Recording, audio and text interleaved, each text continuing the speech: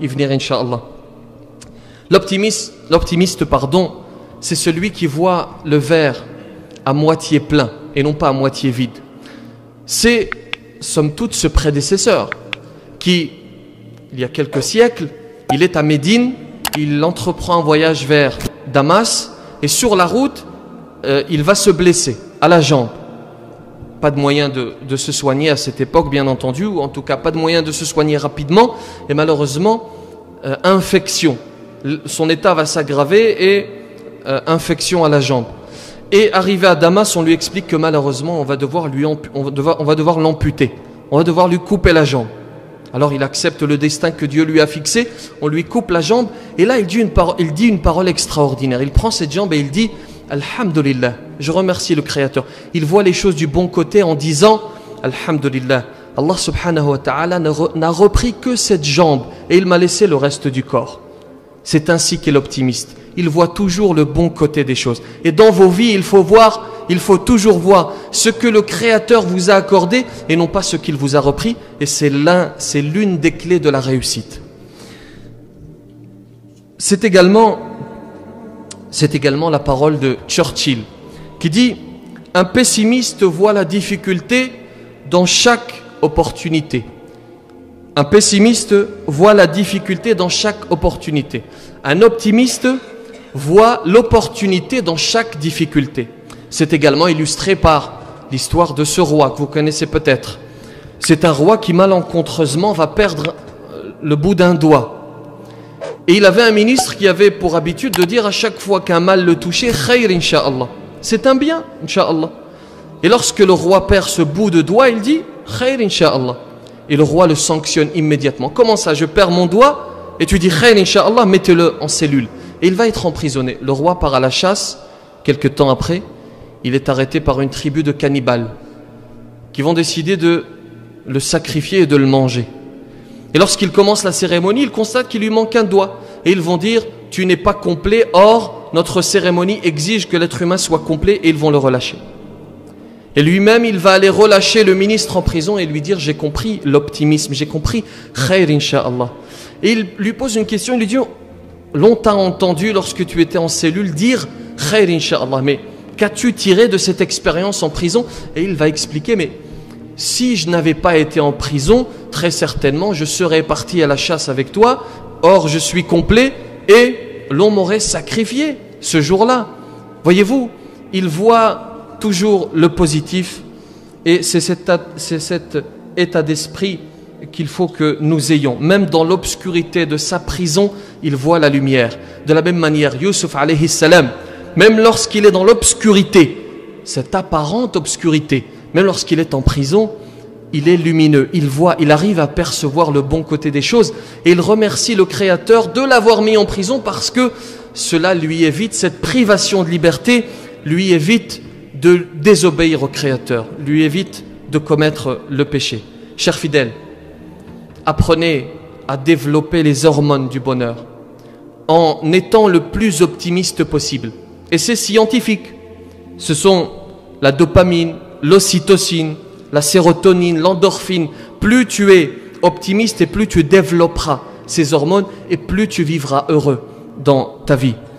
Lorsque j'étais jeune, je suis toujours jeune bien sûr, lorsque j'étais plus jeune, un homme sage me disait toujours, tu vas grandir et tu vas vivre l'épreuve, mais garde à l'esprit ceci. Il me dit, lorsque tu seras dans ton lit et que tu es noyé dans l'épreuve, rappelle-toi que de toute manière, l'épreuve est présente. Quoi que tu fasses, l'épreuve est présente. Alors au moins, passe une bonne nuit. Alors au moins, garde le cœur apaisé. Voyez-vous? Et à chaque fois que je suis dans l'épreuve, je me rappelle cette parole. De toute façon, je vais me réveiller, l'épreuve, elle est présente. Alors autant bien dormir. Et le fait de mal dormir n'apportera rien, ne résoudra pas l'épreuve que tu vis. Alors lorsque vous vivez l'épreuve, dormez le cœur apaisé. Et souvenez-vous, l'homme heureux sur cette terre, ce n'est pas celui qui ne traverse pas d'épreuve. L'homme heureux, c'est celui qui vit l'épreuve en ayant le cœur apaisé. Nous avons d'illustres prédécesseurs qui avaient fait de l'optimisme une philosophie de vie. Vous avez par exemple Al-Hajib al-Mansour, qui débute sa vie par une petite carrière. Il est porteur, il porte des objets. Un jour, il est assis avec ses amis, il leur dit « Si je devenais gouverneur, que me demanderiez-vous » Et vous avez deux philosophies en face de lui, deux amis avec deux philosophies différentes, un pessimiste et un optimiste. L'optimiste lui dit « Si jamais tu deviens gouverneur, alors accorde-moi une maison, accorde-moi un salaire pour que je puisse vivre agréablement, accorde-moi un travail. » Et vous avez la vision pessimiste, il lui dit « Si tu deviens gouverneur, manière d'exprimer le fait qu'il n'y croit pas, si tu deviens gouverneur, alors attache-moi sur un âne et puis charge quelqu'un de me frapper et de faire le tour de la ville. » Et Al-Hajib al-Mansour, que vous connaissez peut-être, va gravir les échelons et va finir gouverneur d'Andalousie. Et il va convoquer cette personne et va lui donner une leçon d'optimisme et lui expliquer, vois-tu, j'ai persévéré, j'ai travaillé et j'y suis arrivé finalement. C'est ainsi que nous devons être. Nous devons persévérer jusqu'à y arriver, même si nous échouons. Vous avez le père de Yusuf, alayhi salam, Yaqub. Et les exégètes nous rapportent qu'il a patienté pendant 40 ans. L'une des épreuves les plus difficiles dans la vie, c'est la séparation avec un bien-aimé, avec un proche, avec un membre de la famille.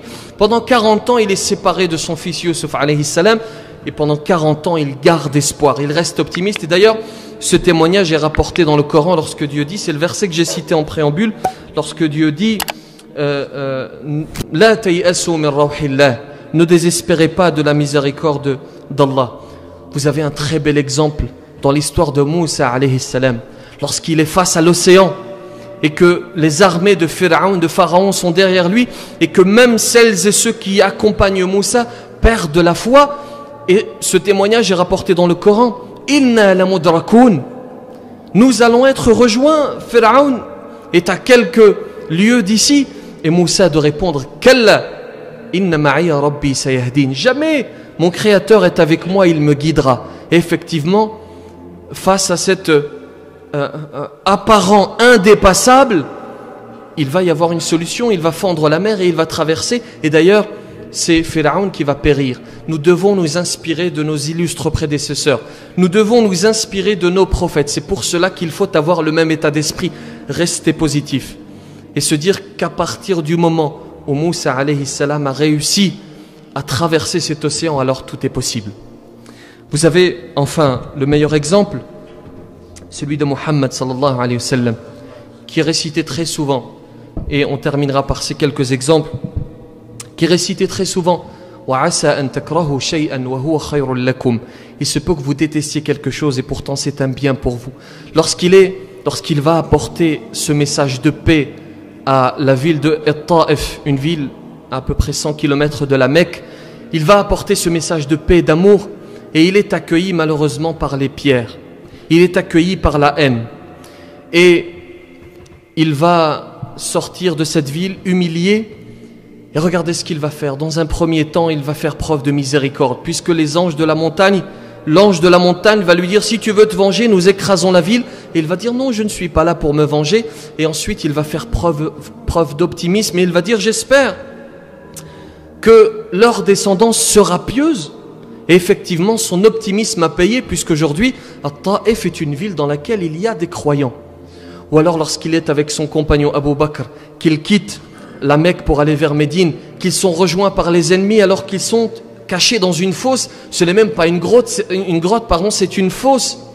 Ils sont dans cet endroit et très exigu. Et Abu Bakr, alors qu'il est Abu Bakr, à un moment donné, il va commencer à perdre cet optimisme. Le pessimisme va gagner son cœur. Et il va dire à Muhammad sallallahu alayhi wa sallam, mais si l'un d'entre eux regarde à ses pieds, il va nous voir. Et le prophète sallallahu alayhi wa sallam a le cœur plein d'optimisme. Et il dit, La tahzan, inna Allah ma'ana. Ne t'attriste pas, Allah est avec nous. Et cette fameuse phrase, Ma dhannuka bithnayn, Allahu thalithuhuma. Que penses-tu de deux personnes accompagnées d'une troisième entre guillemets qui est Allah subhanahu wa ta'ala? Ne perdez jamais espoir, ne perdons jamais espoir. Restons toujours positif. Et gardez ceci en tête, la vie commence toujours demain. Quels que soient vos échecs, quelles que soient vos erreurs, vous pouvez toujours recommencer. Et vous pouvez toujours travailler, persévérer, rester optimiste sans aucun doute. vous réussirez. Qu'Allah subhanahu wa ta'ala nous accorde cet état d'esprit. Assalamu alaikum, alaikum, yeah. Assalamu alaikum.